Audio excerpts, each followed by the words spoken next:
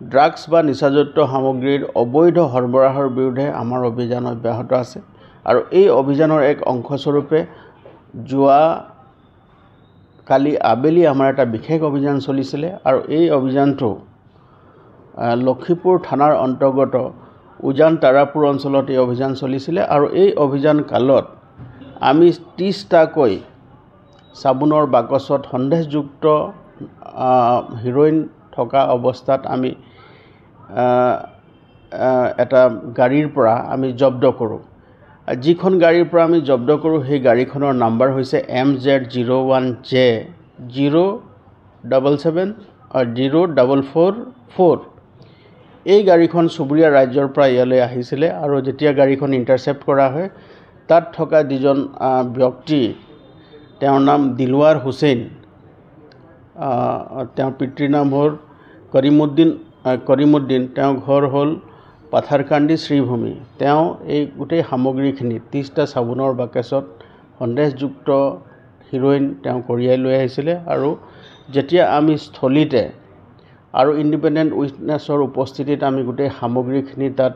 drug testing কিটৰ জৰিয়তে আমি পৰীক্ষণ কৰোঁ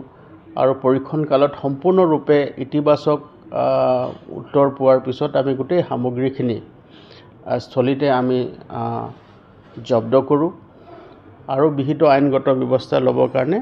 আমি তৎপৰ হৈ থাকোঁ যিখিনি সামগ্ৰী আমি জব্দ কৰিলোঁ বা জব্দকৃত সামগ্ৰীৰ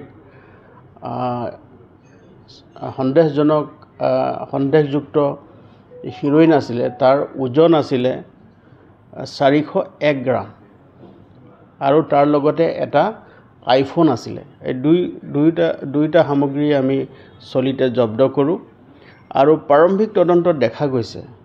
যে এই যিখিনি সামগ্ৰী আমি জব্দ কৰিলোঁ এই সামগ্ৰীখিনি চুবুৰীয়া ৰাজ্যৰ পৰা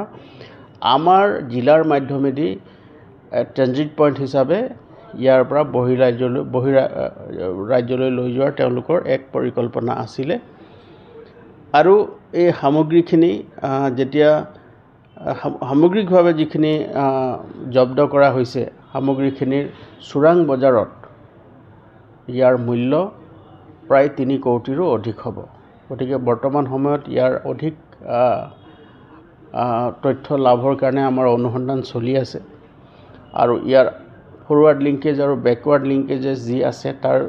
বিষয়েও আমি অনুসন্ধান কৰি আছোঁ আৰু যেতিয়ালৈকে এই ধৰণৰ অবৈধ সৰবৰাহ বা অবৈধ বেহা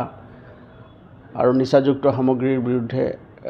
নিচাযুক্ত সামগ্ৰীৰ অবৈধ বেহা চলি থাকিব তেতিয়ালৈকে আমাৰ এই অভিযান অব্যাহত থাকিব